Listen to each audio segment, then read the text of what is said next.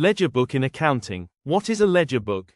A ledger book is a principal book of accounts where all the journal entries are posted and grouped under respective account heads. It is also called the book of final entry or book of secondary entry.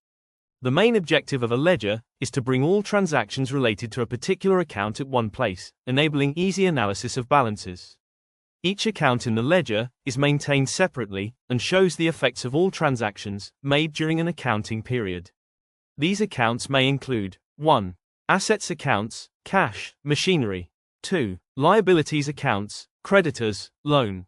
3. Capital accounts. 4. Revenue accounts, sales, interest received. 5. Expense accounts, rent, salary. Preparation of ledger account. Ledger accounts are prepared by posting journal entries into respective accounts. Each account is headed with the name of the item being recorded.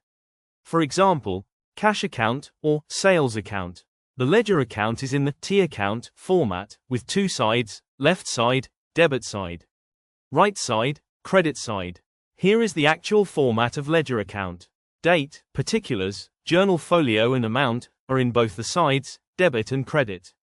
The debit part of the journal entry is posted to the debit side of the respective account. The credit part is posted to the credit side of the respective account. Example, let's make ledger accounts for the following transaction.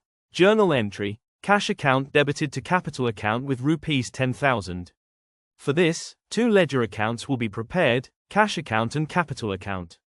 Here we can see cash account in the ledger format. In this example, to capital is written in debit side and at the last date of the respective month.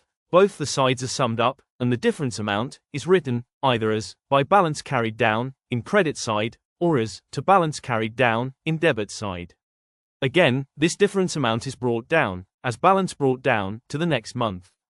In this example, capital account is prepared and in credit side by cash is written with amount 10,000 rupees and then difference amount is written in debit side as to balance carried down.